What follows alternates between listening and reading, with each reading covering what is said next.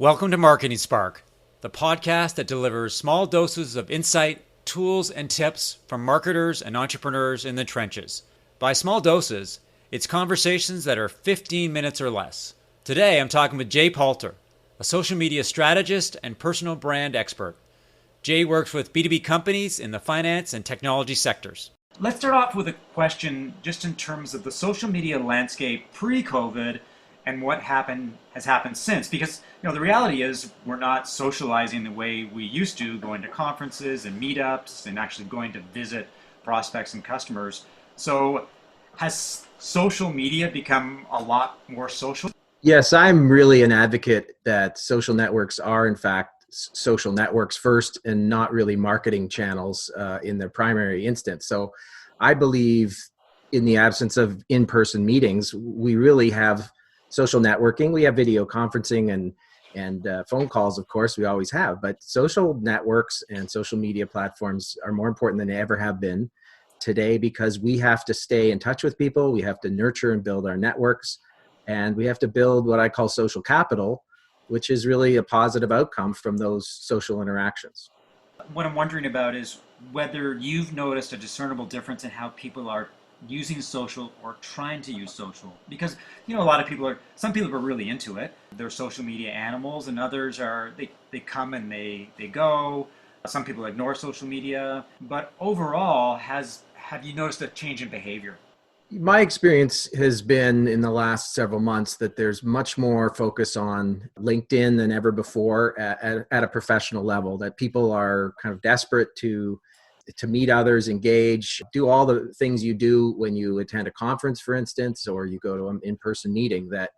You share ideas, you learn, and I've seen a lot more people engaged in those platforms. There's a lot more conversation happening in LinkedIn between people. There's people writing articles. There's way more content that way, just people having a need to express themselves.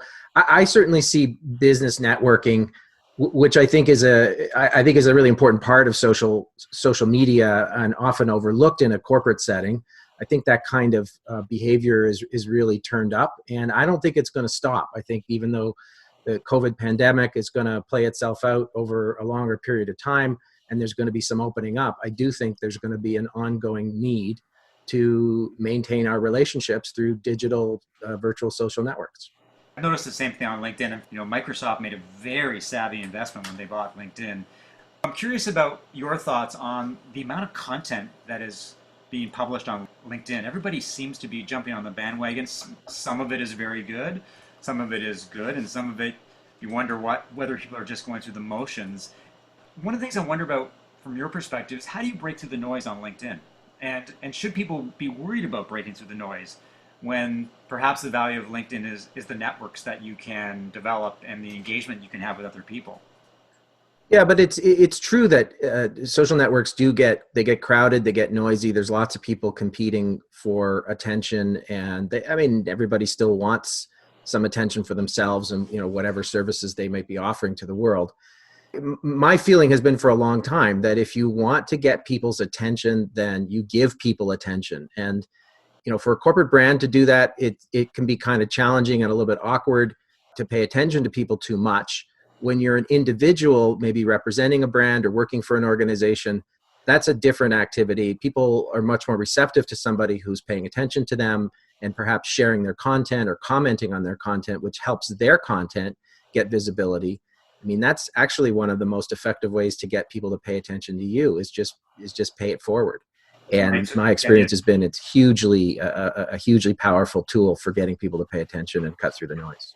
My expression in social networking is always be opening, not always be closing. So even if you're trying to sell something in social networks, you're doing B2B social selling of some kind, you really don't benefit by trying to get people to buy things directly in social networks. You get a lot more benefit by building an audience, opening up new relationships, and giving people a chance to get to know you better. Because when they're ready to buy, they'll do their homework and they'll show up at your doorstep ready to talk to you quite seriously. And that's when you have a conversation about selling something. Now, you spend a lot of time working with business leaders and helping them take advantage of social media. How do you think businesses have changed their approach to social media and social media marketing due to COVID? Have you noticed a change in their? Is it thought leadership? Are they trying to sell more? Are they trying to drive more connections? Have you noticed sort of discernible differences? I think in general, there's been stepping back a little bit from the selling and the marketing. Certainly, in the first several weeks of the COVID crisis, people were isolated. They were locked down at home or self quarantined, and it was just not an environment. People were distracted. It was not a great environment to be trying to get people's attention to sell them things. And so a lot of brands, I think, migrated in the direction of of generally inspiring people, trying to keep people's spirits up and inspire hopefulness and good thoughts. And that's transitioned a little bit more as people recognize they have to get back to the business that they're in. As I, as we've talked about, I feel that there's real opportunities for business leaders, for people who are involved in businesses, for the people that are involved in those organizations to step forward and get more active in mobilizing their own social networks. We all have them, and they're often parked at the side on the sidelines and left for individuals to pursue if they want to or not. But I think the smarter leading corporations are looking at their human capital, their human, the people working in the organization and the relationships they have, and trying to figure out how to mobilize those relationships in support of the organization. Yeah, I'm really interested in business leaders taking a more active role in social media because, you know, by and large, you see a lot of employees very active on social media because they've got their own agendas. They're looking to raise their profiles. Maybe they're trying to change jobs. But for business leaders, I mean, a platform like LinkedIn is a great place to display thought leadership. But they also have to be very careful because there are pros and there are cons. You can do some wonderful things on social media. You can also get yourself in trouble. How do you work with business leaders to make sure that they're taking advantage of social media in the right ways and that they approach it properly so it's a win-win proposition? So it helps them, it helps their companies, it helps their employees and customers. I think the first answer to that question is the bigger the organization, the harder it is for a leader to step forward and be effective in social networks. I just think the reality is there's more at stake. There's more people in the organization who are involved in managing the brand. There's there are potentially greater risks of doing so.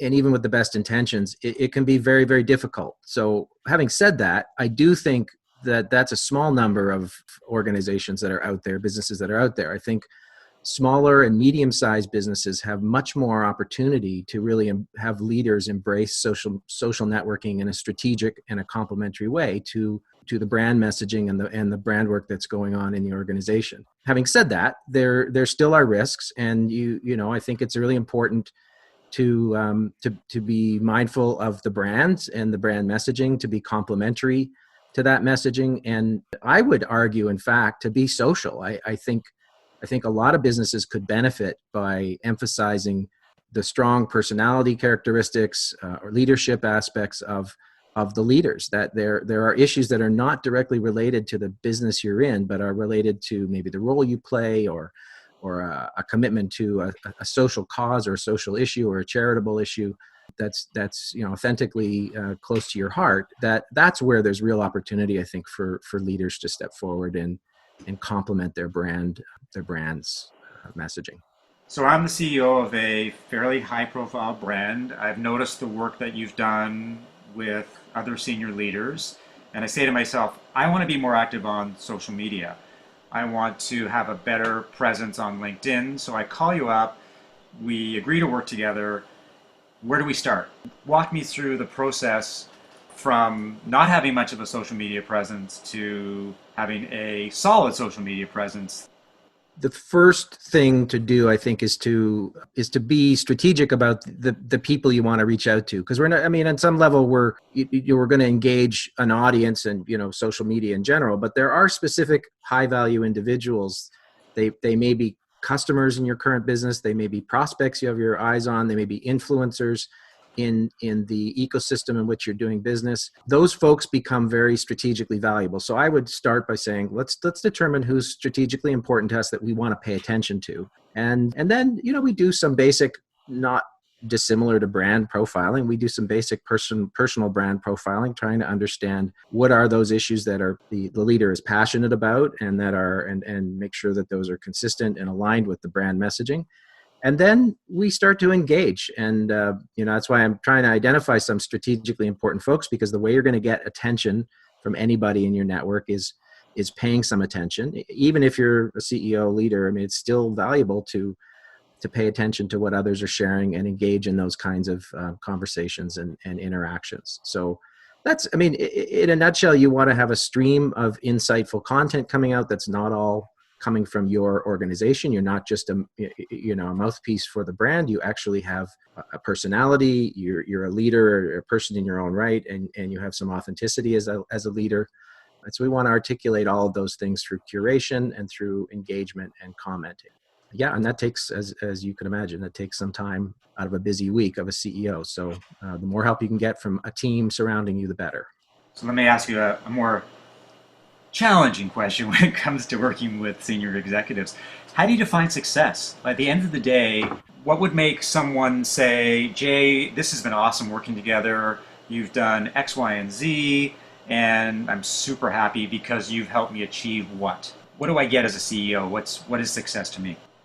Well, it's a really good question. It's a question everybody always asks, and I think partly success is relative to the person and their objectives. So I indicated there are, we would go into that with some strategic objectives. There are individuals who are more important perhaps to build relationships with. So we could measure some of our success in how effective we were at getting the attention of those folks, of actually building relationships. I believe strongly that the ROI of a lot of social networking activity is in fact relationships.